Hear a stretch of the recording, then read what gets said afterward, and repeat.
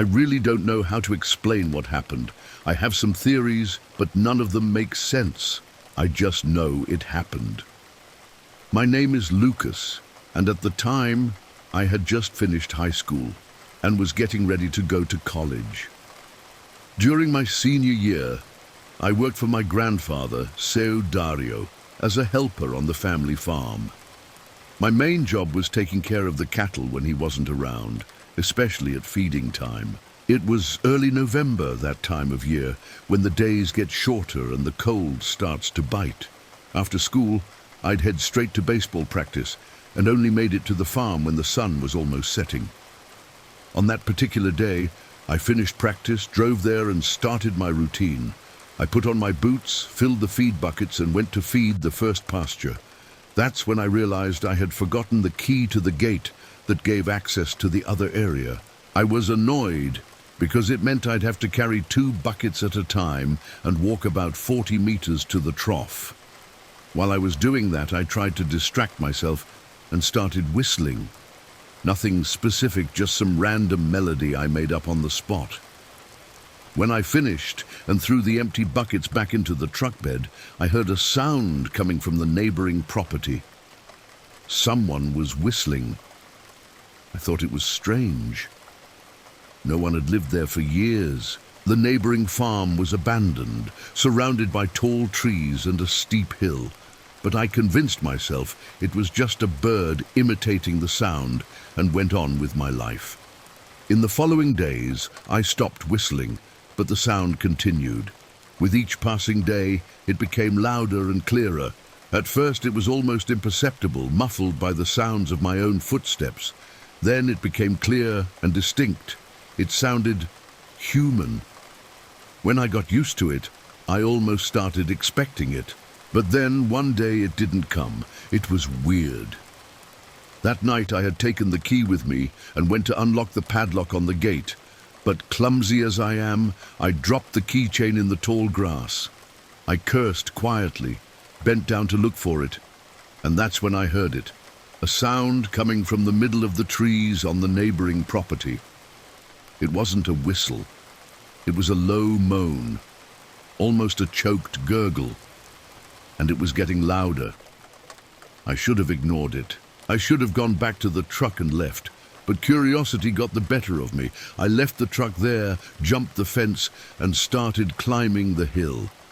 The higher I went, the denser the vegetation became, and the smell of rotting things started to spread through the air, a mixture of spoiled meat and wet dog, and then I heard it.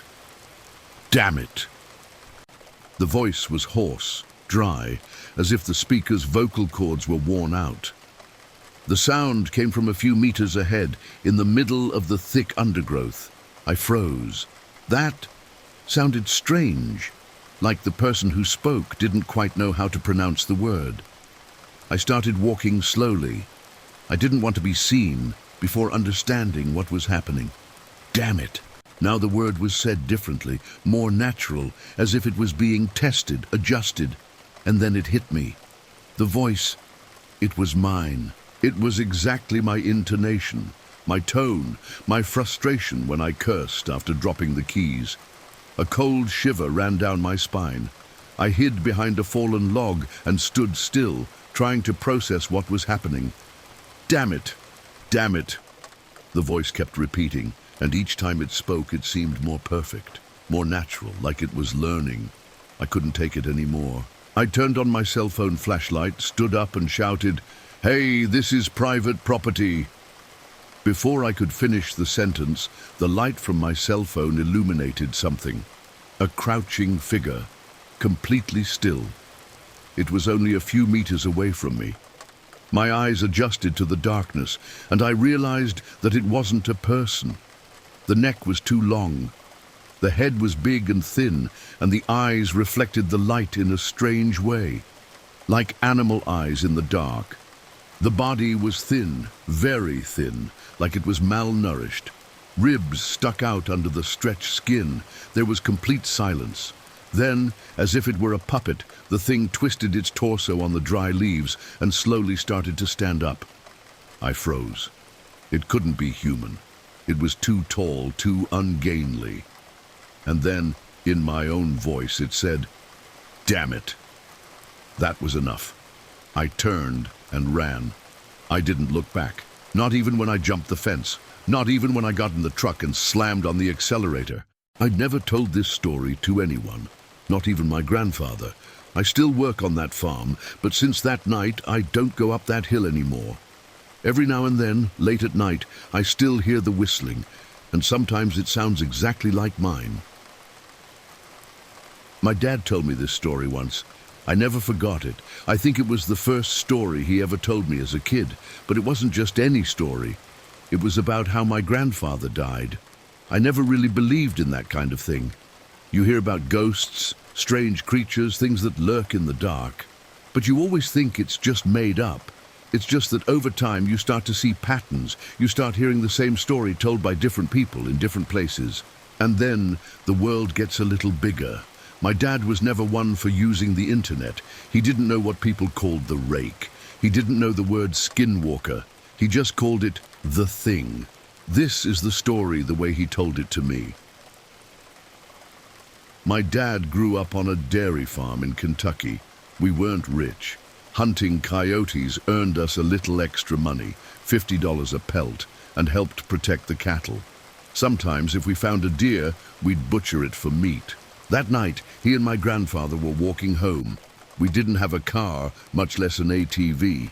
The quickest way was to cut through the forest. That's where they found the first bodies. Blood, so much blood. It was splattered everywhere, on the leaves, on the rocks, even in the water of the creek. It looked like something had attacked a group of deer, but it wasn't a pack of coyotes or wolves. My dad told me that when predators attack, they hunt properly. They pick the weakest one, surround it, knock it down, and kill it with a precise strike.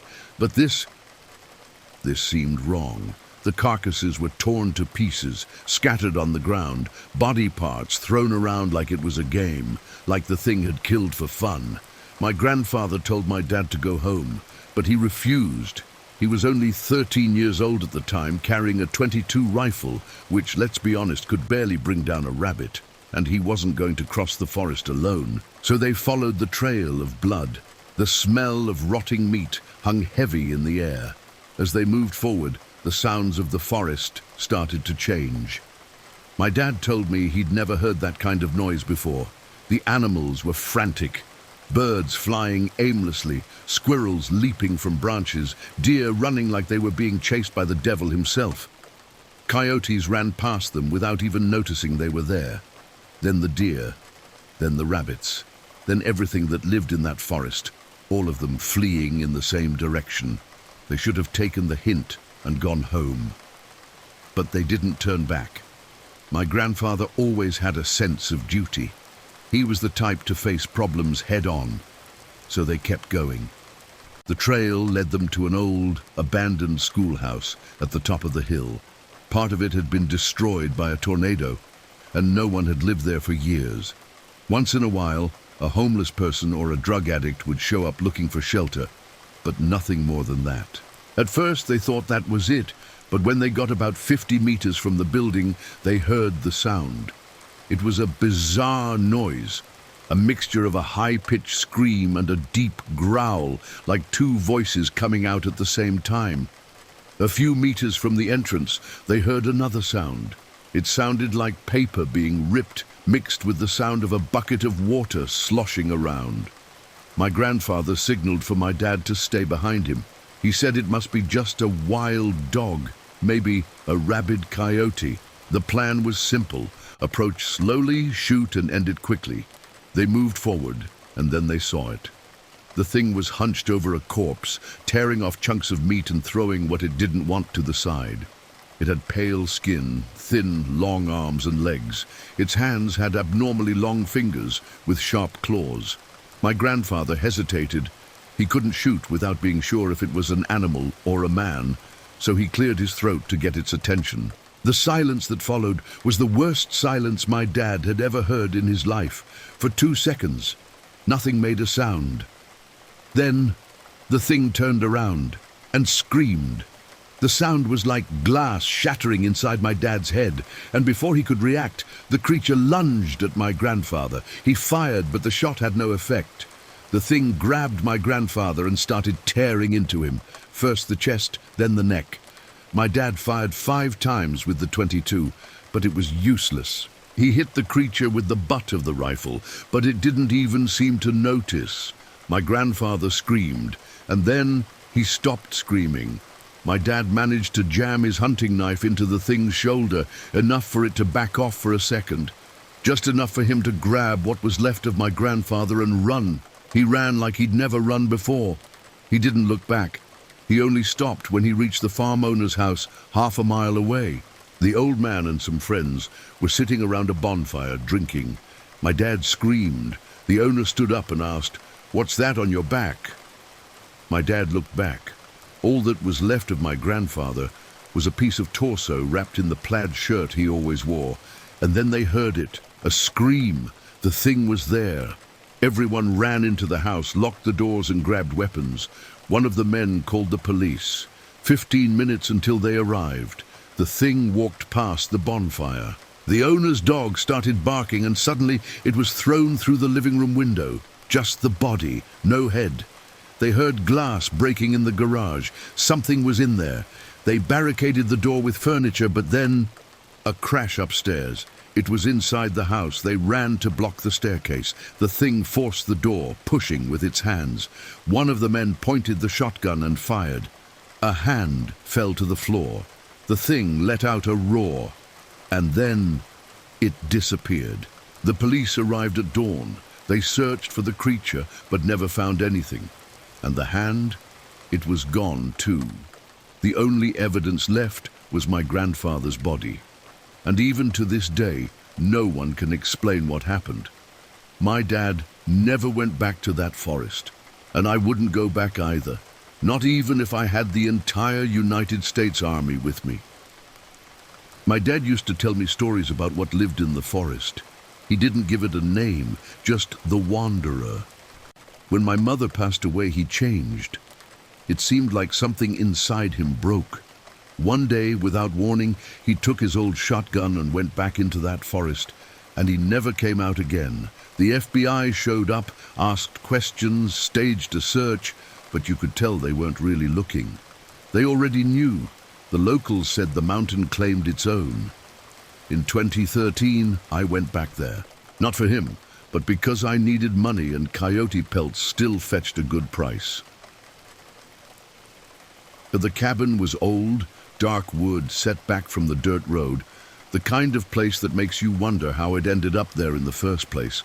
I drove up there on my ATV, carrying a semi-automatic rifle on my shoulder.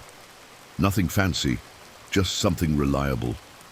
In the days before, I had scattered scraps of meat near the forest to attract predators. But when I went to check, everything was gone. No footprints, no blood, just a heavy silence that weighed on the air. That's when I noticed a man on the hill, tall, thin, standing among the trees. I raised my hand, an automatic reflex, like greeting a stranger. He slipped back behind a tree trunk, no rush, no sound. I felt a shiver run down my spine. I turned around and went back to the cabin. Dizzy steak later, while drinking on the porch with the lights off, I heard the first coyote howls. I grabbed my gun and got ready to shoot. But then the howls changed. They turned into words. "Someone help me." The voice came from the woods, distant, thin. I looked towards the neighbor's house, which was a few meters down the road. Lights off, car gone. Then it came again. "Please, help me." The voice sounded wrong, like someone was repeating the phrase without really understanding what it meant. Even so, I had to check it out. If someone was hurt in the forest, it was my responsibility. I got on the ATV and went. The dirt trail snaked through the dense forest, elongated shadows dancing around the headlights. When I reached a sloping section, I heard it, right in front of me on the trail. "Help me!" It was louder, closer, and it was coming from above. I didn't have time to react. The ATV skidded. I hit the handlebars and I was thrown to the side. Everything went black for a moment. When I woke up, my left leg was trapped under the ATV. Something was moving in the grass, crawling. I tried to pull my leg out, but it was like I had suddenly become heavier. I groped for my rifle, feeling cold sweat trickle down the back of my neck. Then I saw it, the thing leaning over me, tall, bony, a sickly pale color. The eyes were too deep, like there was nothing behind them. It tilted its head to the side, like a curious dog, and then it opened its mouth. "Help me!" But it was my voice. My finger trembled on the trigger. The thing slowly bent down, too close. The smell of rotting meat and dirty teeth filled the air. Then it grabbed my face, long, dry fingers sinking into my skin. My brain screamed for me to shoot, but my muscles were locked. The thing pulled my head closer. Then it smiled. I felt a chill so profound, it felt like it was tearing me apart from the inside out. The barrel of my gun bumped against the creature's bony chest. And finally, my body reacted. I pulled the trigger. The first shot made the thing recoil, letting out a guttural sound. The second made it scream. It grabbed my hair and started slamming my head against the ground. My hands squeezed the trigger non-stop, firing, until headlights appeared in the forest. Someone was running towards me. The creature stopped, and then it contorted in an impossible way, like it was being pulled inside itself. I swear to God, its head opened up like a mouth within another mouth. My vision went dark. I woke up in the hospital, my head full of stitches.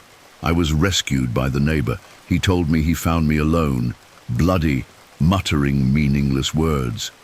I asked him what he saw. He hesitated.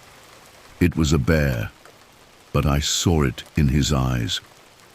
He didn't believe what he said, and neither did I, because I still remember the thing looking at me. I can still smell its breath, and sometimes at night, I still hear my own voice calling for help. But it's not me, and I'm never going back to that forest to find out what it is.